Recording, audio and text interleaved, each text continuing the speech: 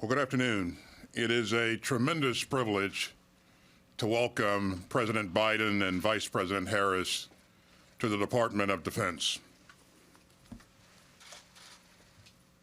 Their visit to the Pentagon shows the importance that they place on our national security and, importantly, the deep value that they place in the men and women of our department. You know, I've had the privilege of working closely with President Biden to tackle tough issues under intense and often high-pressure situations. And I know firsthand his commitment to defending our nation and his steadfast support of the men and women that he now leads as our Commander-in-Chief. He knows well the necessity of making tough choices with regard to our scarce resources and the importance of revitalizing our alliances and our partnerships. And he knows we in this department will always be ready to fight and win should he call upon us. But he also believes that his first call should be to our diplomats, with us in full support. And when the president talks about leading from a position of strength, this is what he means.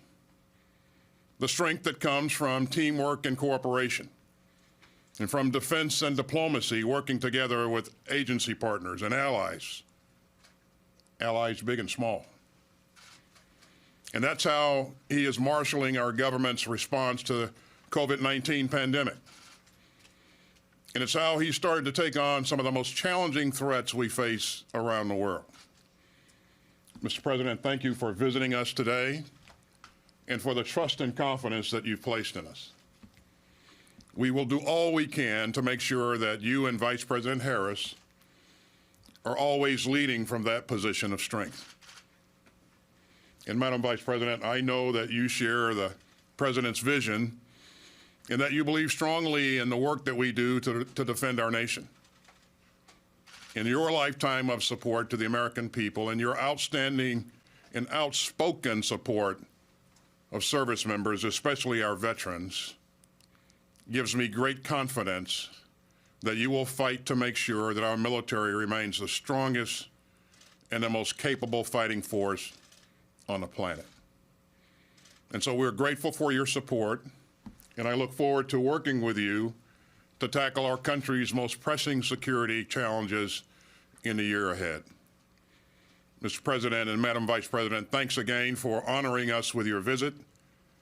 And so now, ladies and gentlemen, it's my pleasure to introduce the Vice President of the United States, Kamala Harris.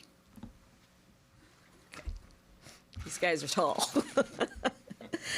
Thank you, Secretary Austin, and for your warm welcome today, and for your leadership, and to the personnel here at the Pentagon, both civilian and uniformed. Thank you for your dedication and for your discipline. And thank you for keeping our nation safe.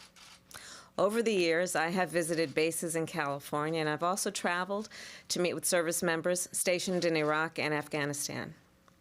The service members I've met, our troops around the world, face daunting challenges, but they do not flinch. They do not let their energy flag. They defend our country, they deter our enemies, and they sometimes do it all thousands of miles away from their homes and their families. Service and sacrifice is in your DNA. It defines who you are. It defines what you do. It defines how we lead worldwide. And today, as we face global threats to our climate and to our health, to our physical security and cybersecurity, your work is of profound importance and consequence. And that's why the President and I are here today, to tell you that we stand with you and we stand for you. You are the best and the bravest fighting force in the world. You know that success comes not just from training and equipment, though that is certainly crucial, but also from clarity in vision and in mission, in strategy and in tactics. It comes not only from force, though when we must fight, we will fight to win, but also from diplomacy, development, and our democratic principles. That is what we pledge to you. We will always honor your service and sacrifice. We will always support you because your success ensures our nation's security, because your success ensures our nation's success. You have wise and steadfast leadership in Secretary Austin and Chairman Milley, and you have a commander-in-chief.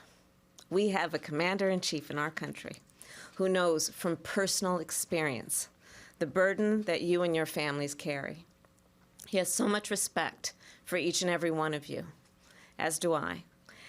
As you know, this is Black History Month, and while we celebrate that part of America's history every day, let us honor also today the Black soldiers who fought at the Battle of Bunker Hill, the Black infantrymen of the Civil War, the Black waves of World War II, the many courageous Americans who throughout our history have answered the call to duty. They didn't just join to make history, they joined to serve, and all of you joined to serve.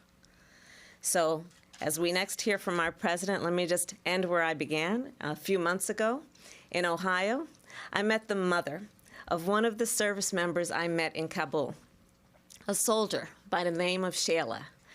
And her mother was so proud of her daughter. And she came up to me and she said, "You remember my daughter?" She showed me a picture of her. And she asked me would I call Shayla and leave her a message. And it was a simple message. I told her how thankful I was and her nation is for her service. And I'm thankful to all of you. And of course, so is our president, your president. So is our nation. So may God bless you, and may God bless America. Well, thank you, Madam Vice President. Now, if I may, just a few more words before the president takes the podium. And these words are about family. As most of you know, I had the privilege of serving with his son, Bo, in Iraq, when Bo was a captain with the Delaware National Guard. And Bo was an absolutely outstanding officer and a good man. And you know, I knew that pretty much the moment that I met him, a good man. Now, Captain Biden's colleagues admired him, and they looked up to him, and he looked after them. And that dedication lives on in his parents.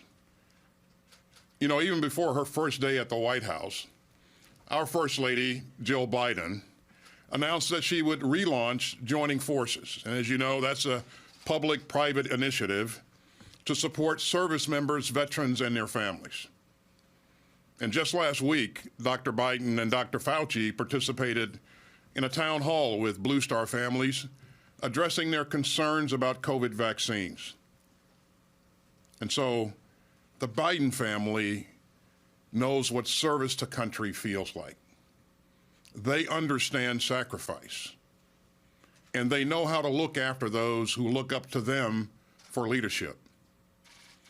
And as the commander-in-chief, I know that President Biden will always ask the tough questions about what we're doing to keep Americans safe.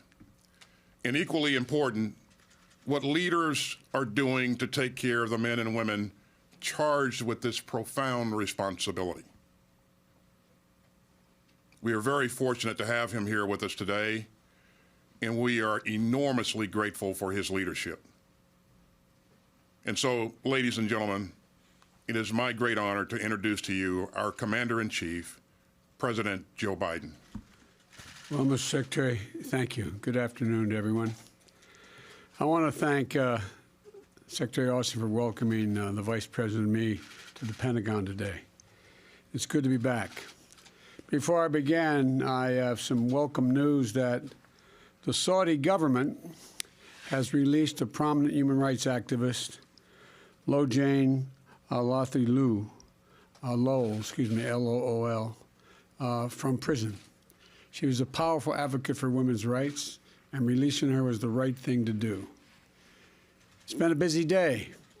Earlier, I announced steps we've taken to impose cost on those responsible for the military coup in Burma.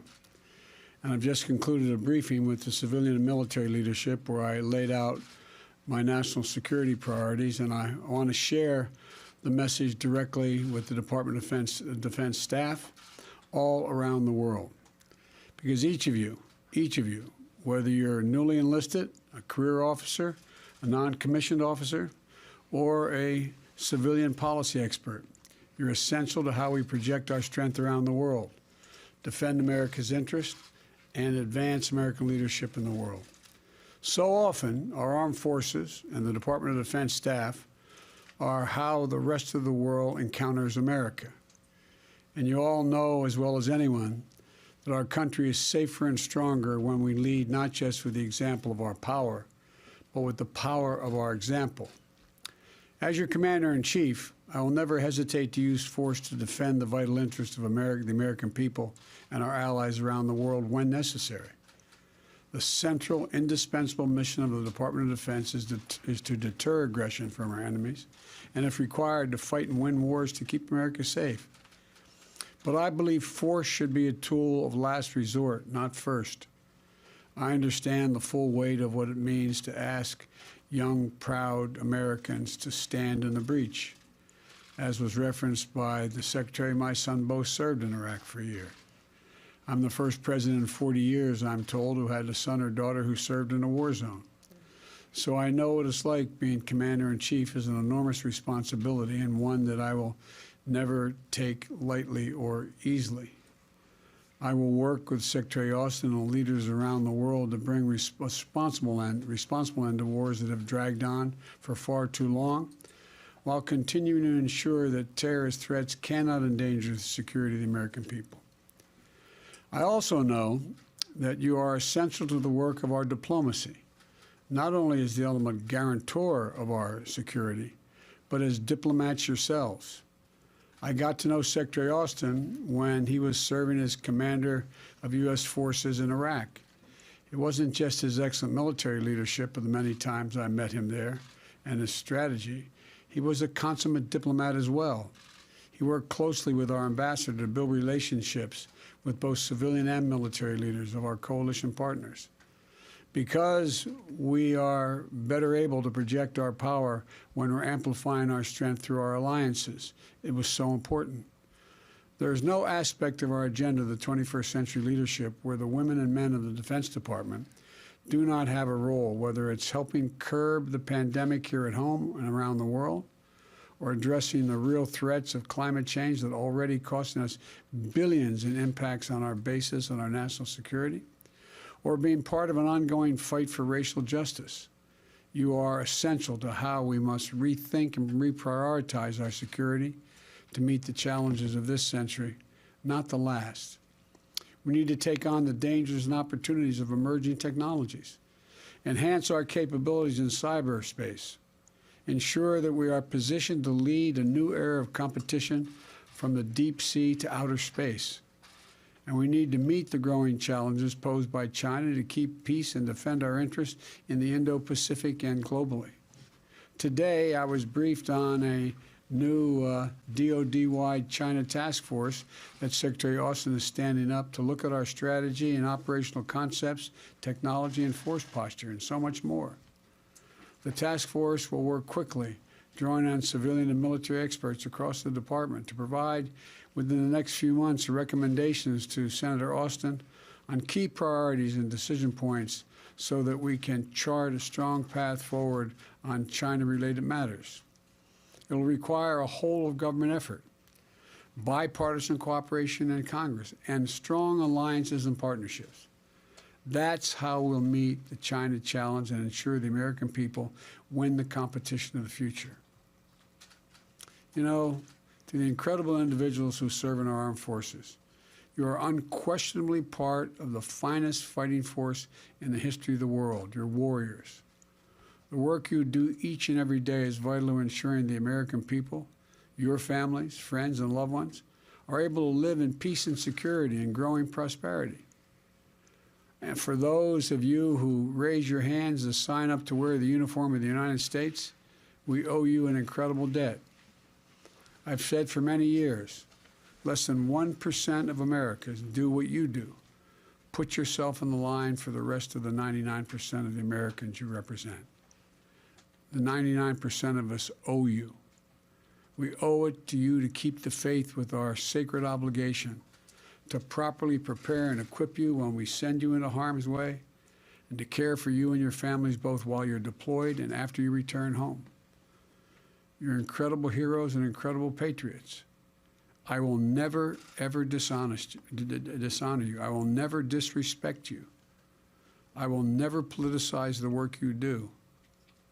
That goes for our civilian professionals as well as the career military. As I've said, this is personal for me. The Biden family is a military family. We learned firsthand some of what your loved ones experienced when Bo was deployed to Iraq for a year with his unit in the Delaware National Guard. We dealt with the stress of his absence and the daily joys of life, and we worried constantly about his safe return. We felt overwhelming pride in his courage and his patriotism. You're all the best our country has to offer. You live by a creed of selfless sacrifice. And for many of you, the journey to service has not been easy. February is Black History Month, as the Vice President pointed out. Before we leave today, Vice President Harris and I are going to visit the hall honoring the long history of Black Americans fighting for this country, even when their contributions were not always recognized or honored appropriately. But those contributions have nevertheless helped push our country toward greater equality.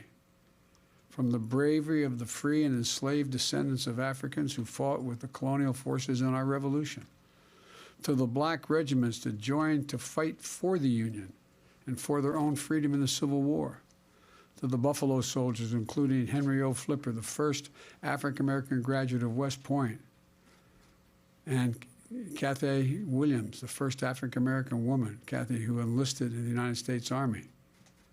Imagine the incredible love it must have taken for the proud Tuskegee Airmen to fly more than 15,000 sorties in battle when their own freedom was not fully realized in their own country.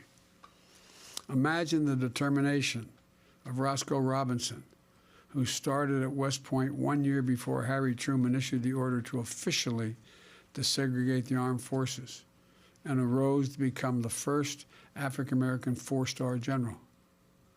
Imagine the bravery of the 22 African-Americans awarded the Medal of Honor for their service in the Vietnam War while struggling for civil rights at home was continuing.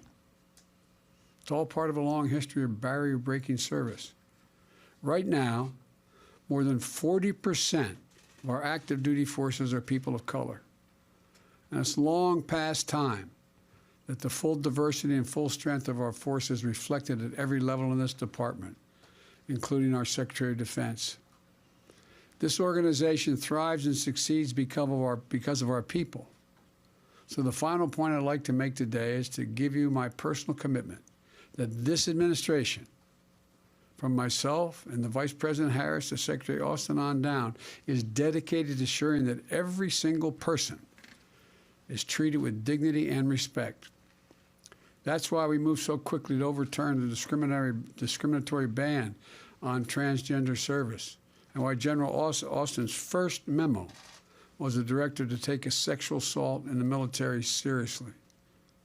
Every single person, no matter their gender identity, sexual orientation, race, or religious background, deserves to feel safe in the ranks and to have their contributions valued. It's on all of us to stand up, to speak out when you see someone being abused. This is an organization that has defeated American enemies on land, sea, and air, and been defined by the way we treat others. So I know this is not beyond us. Not if each of us makes this a priority as well. So thank you for welcoming us, Secretary Austin. It's good to be back in the Pentagon. I wish I could meet more of you in person today, but I look forward to spending more time with you and all the places you serve around the world. I know this is the honor of my lifetime. The honor of my lifetime is to serve as your Commander-in-Chief. So thank you for what you do for this country. May God bless you and protect you, and may God protect our troops deployed around the world. Every single one of you. Thank you, thank you, thank you.